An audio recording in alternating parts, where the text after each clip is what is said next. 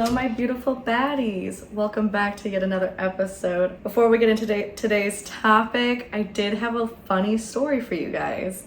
I was talking with my therapist last week, and we were kind of discussing just like the process that I've gone through and things that I'm doing right now to make me happy. And we were chatting about this podcast, and she was really excited to hear all about it. And it was actually funny because I had one of those like small epiphany moments, and and I realized it is so funny to me that I am in a place where I am using a creative outlet to communicate.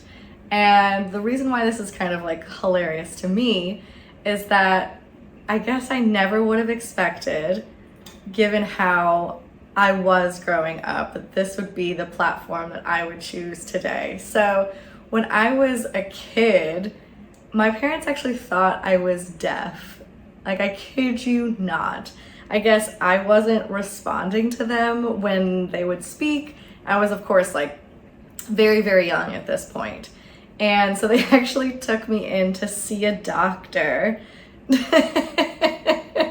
to literally get one of those hearing tests. So they put the headphones on you and they check, they have like a noise kind of buzz or sound in one of the ears, and then you raise your hand if you can hear it in that ear, and that's kind of how they test your hearing, or at least from what I remember. And I think I did one at school, like far, far, far down the line. But here I was like in this doctor's office being tested if I was deaf because I wasn't talking. And the doctor was like, nope, she's fine. She can hear, she can respond. So after I got this test and the doctor was like, no, she's perfectly fine. She can talk. We realized that that was not the problem. And it was just, I guess I didn't want to talk yet. And we like to, as a family, we like to say that it's because my brother did enough talking for the two of us. He was a very, very talkative kid. I still have the videos, back in the day when parents on like the VHS, where they took all the kids' videos of us growing up, and my brother was like a very, very much a chatter, and I clearly was not. I was definitely more of a listener. My mom would say, and she would tell me these stories because obviously I don't remember, or I guess some people remember their childhoods, but I don't remember that much. So from what my mom tells me, I would literally just like crawl into a room and just like be there and listen to everybody. And then I'd crawl over to another area where people were and I would listen to them. Oh, Burry, there she goes. And I would just kind of listen to people. I mean, even growing up when I did start talking, so just so everyone is very aware, obviously there was a point in my childhood after that where I did start speaking. And I'm sure my parents were very, very relieved. So once I started talking, I was still like more of a listener instead of like the person who would initiate a conversation or really be the one to kind of open up. I was more of a listener. Most of my family growing up was either in other states or they were abroad in like London or the UK. And so when we would get together with them, big family gathering, and this is my mom's side of the family I'm now talking about, but they're so very animated. They're, as I would describe, a bunch of extroverts, and they could be very loud, when they all get together and we're all telling stories and things of that nature. And here I was just like, do. Just more of like a quiet in the background listening. And don't get me wrong, obviously I interacted with my family, but like especially in big settings, I was very much one to listen rather to be the one to tell one of those stories and engage the whole group. But on one-on-ones, I was always much better and more talkative when I was just with one or maybe two people, small group type things. And then as I kind of grew older, it's funny, my brother, who started out as a very talkative person, I feel like we kind of started to swap places. He became more of kind of an introvert, I guess you would describe. He very much like kept to himself, which like he still carries conversations, obviously, but he was just more, he became more reserved, I suppose. Whereas I feel like I slowly kind of broke out of my shell and started talking more, to the point where now I'm a very, very open person. And I went to my massage lady the other week, which sounds like, oh my God, I have a massage lady, but no. I have so many knots and problems in my back. I have been told that I should see someone regularly to make sure that I'm maintaining those issues, to make sure they don't, basically I don't become an 80-year-old in a 32-year-old's body. And so I was with her, and it was funny, we were talking about how some clients talk and some clients don't, and I said, until I worked with her, I had never really spoken during massages, besides the usual of like, how much pressure do you like, and is this good, or is this okay? You know, just basic questions where you're kind of answering yes or no. And so I'd always been quiet in my massages. And with her, I remember the first time I was like, I don't know if she asked me a question or how the conversation got started, but I remember all of a sudden we talked through the whole first session, and I was surprised by it, but I didn't mind. I think she's hilarious. I love my massage lady. She works wonders, and thank goodness she exists. But when I was chatting with her, and I was saying, yeah, I never really talked during my massages until I went to you. And I never really had this observation before, but she was saying some people relax differently. Some people are relaxed when they talk, and other people are more relaxed when they're quiet. And she goes, you're a talker, so you're more relaxed when you talk, which I thought, thinking back to how I've been throughout my whole life, and usually I'm more of the quiet one. I mean, gosh, my parents thought I was deaf, to kind of coming out of my shell, but I never thought I would be the person that would be described as talkative, let alone talking relaxes me. So just a funny self-discovery of figuring out that I have gotten to a place in my life where I enjoy sharing and talking and initiating conversations, to the point where my friends will describe me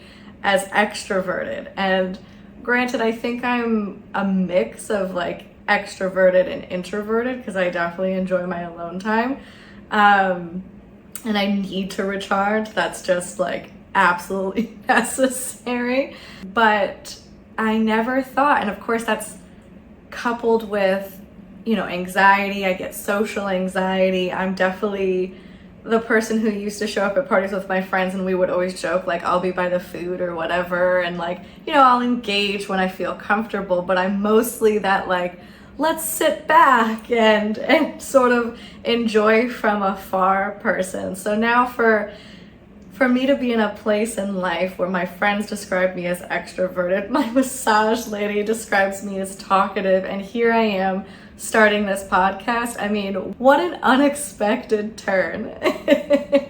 And I have to say, my inner child and my like younger version of me would be so happy, I feel like, and proud of me for not always sitting on the sidelines anymore, and really taking that time to just be open with others, because you never know what's gonna happen with it or how it's gonna change. And I feel like my dynamic with myself, with others, with relationships, with friends have all changed drastically just because I speak up more. But anyways, today's topic is doing and finding things that make you happy.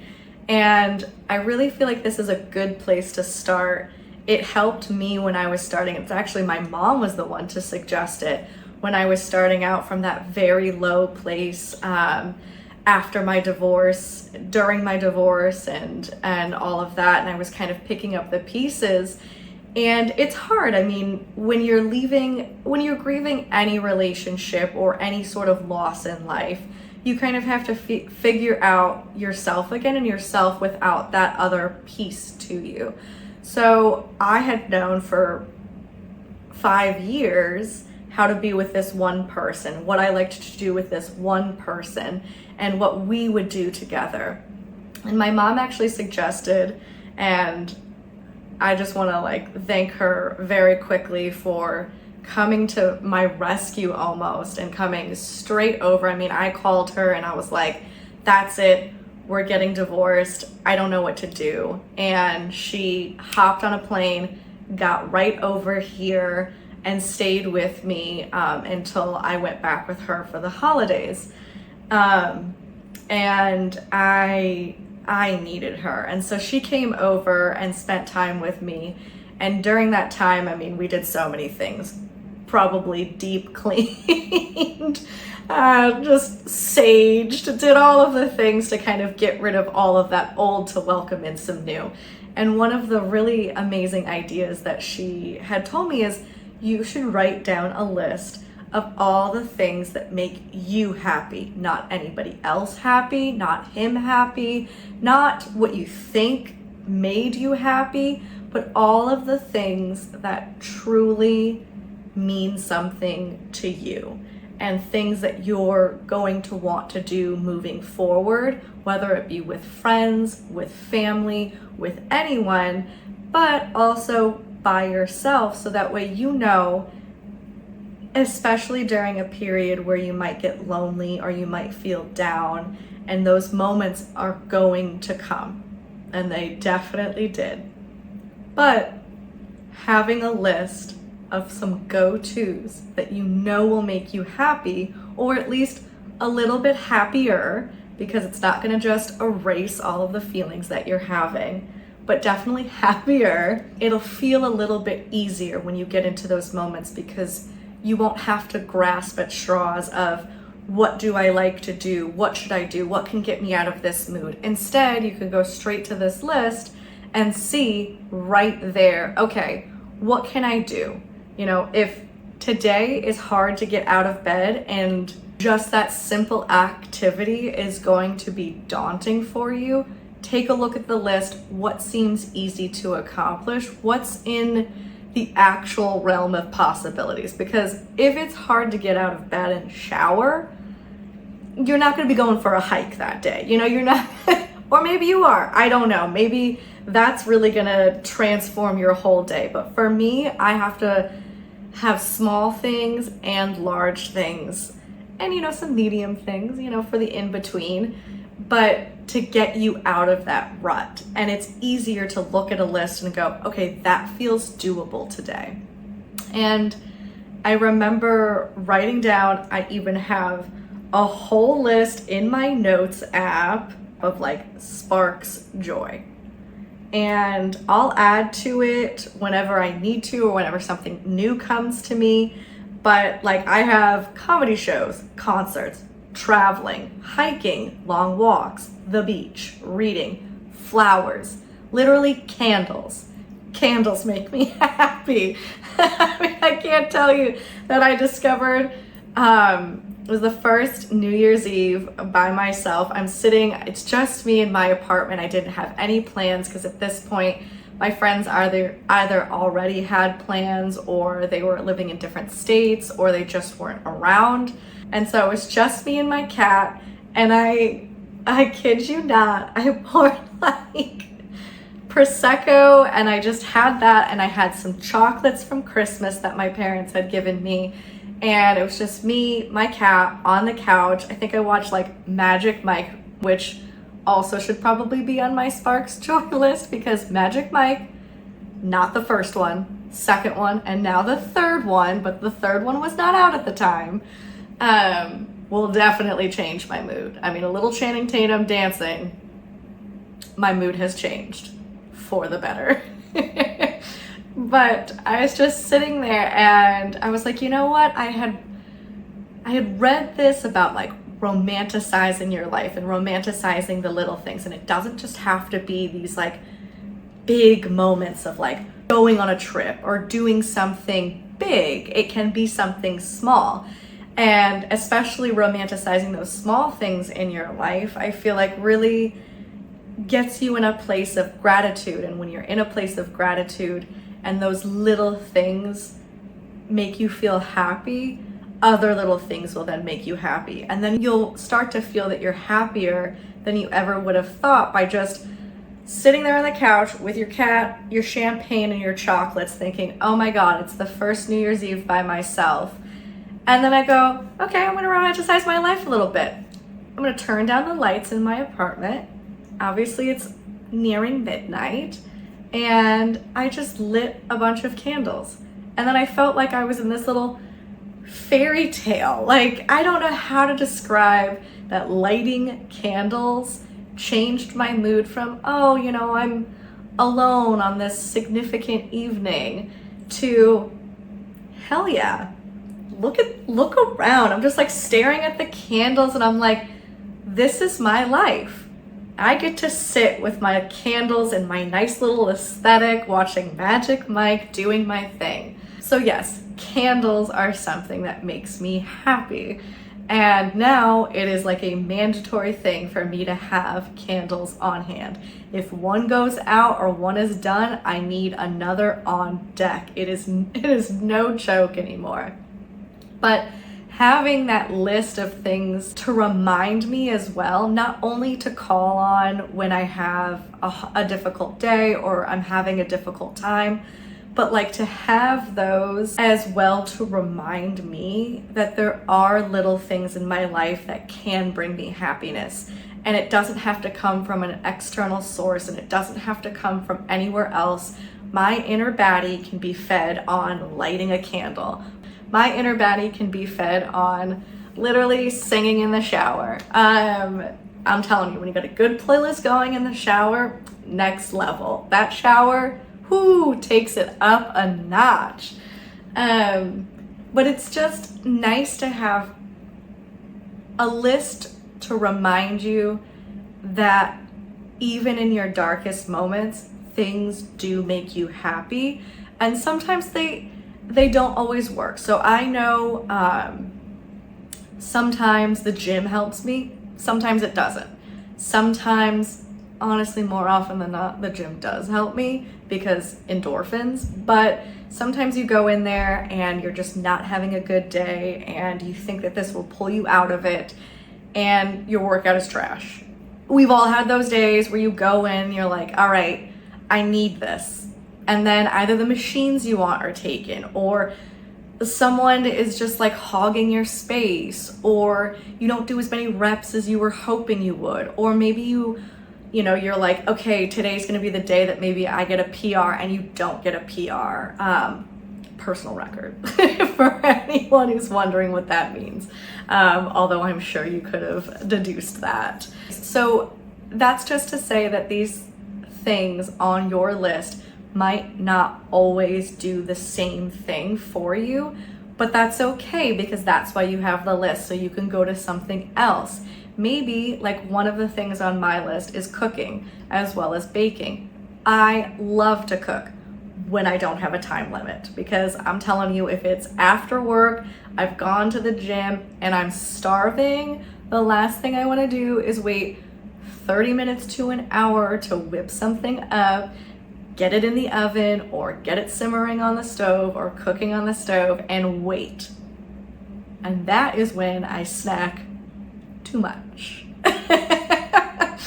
But cooking and baking are on my list. So sometimes I'm like, okay, I don't really feel like going out and doing things, but maybe having a nice comfort meal, which my favorite comfort meals all include mashed potatoes. I am a weirdo when it comes to mashed potatoes.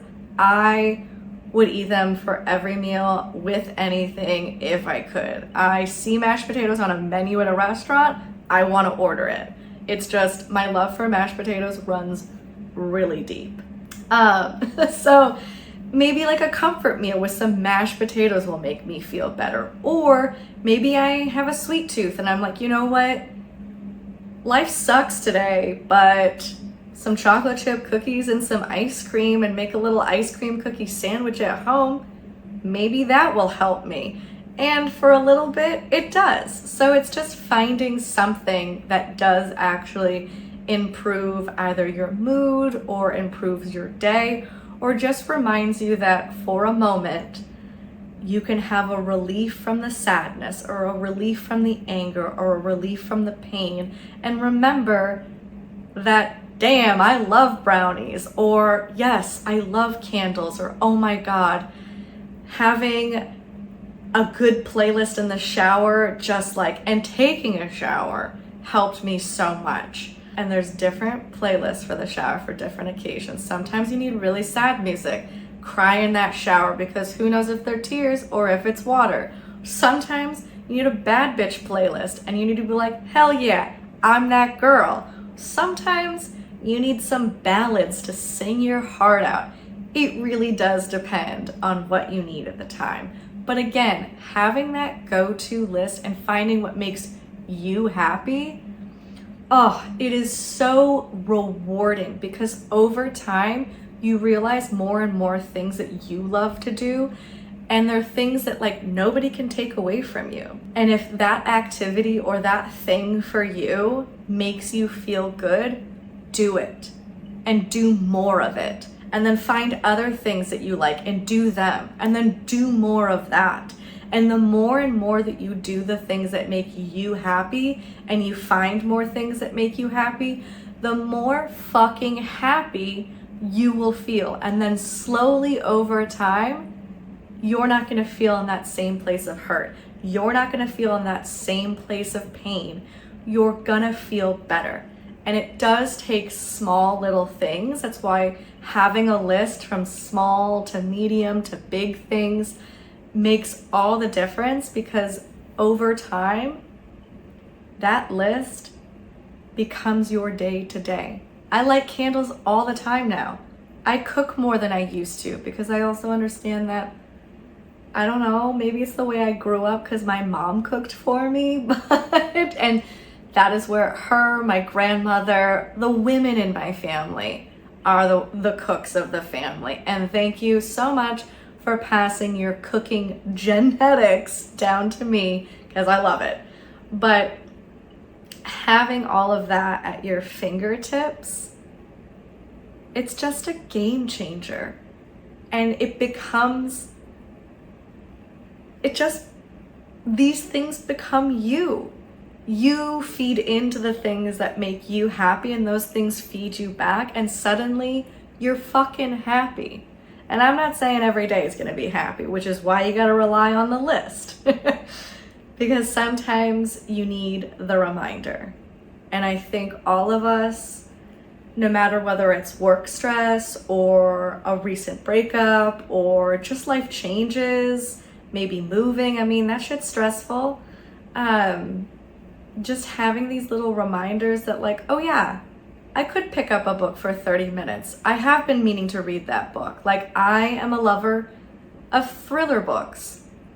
And sometimes I'm not the most enriching, I guess. I don't always feel like I'm learning something, which sometimes I feel like the world pushes you. You should be reading all of these books that you learn things and it changes your mind and, leads you into a more successful career. But sometimes I just want to unwind, okay? So I'm going to read my thrillers because that makes me happy. And sometimes I forget how much I love to read until I'm oh yeah, I'm feeling kind of down on this Saturday afternoon. I don't have any plans. I feel like the world is busy. And I go, wait, I haven't picked up my Kindle in a while. I haven't continued that book that I started. Next thing you know, it's an hour or two in and I'm feeling good. I'm damn, I love to read. Forgot how much I love it. And now I'm okay, how many chapters can I read? Or now I'm suddenly thinking I might have to get another book because I'm gonna finish this sucker. But it's like that. Sometimes I need the reminder too, and it's on my freaking list. It's on my Sparks Joy list. It sparks joy. And then I forget. It sparks joy. So I think we could all use a reminder of what brings us joy. And I truly believe that those small things, those small changes of doing more of what you love and the things that make you happy and no one else happy. So choose the things that truly make you happy, because at the end of the day, you have to rely on yourself time and time again to make yourself happy. And when you know more of the things that make you happy, the more you know yourself, and the more that you can feed your inner baddie and your confidence to be happy, your confidence to move forward from that pain, the confidence to realize that there are happier times on the horizon, blooms. And that only comes from within. All right, so hopefully some of you will make a little list, even if it's 2 things, and that will start to help you. And over time, I hope you find more things that bring you joy. Now that we've done what makes you happy, say it with me, guys. I'm a fucking baddie. All right, love y'all till next time.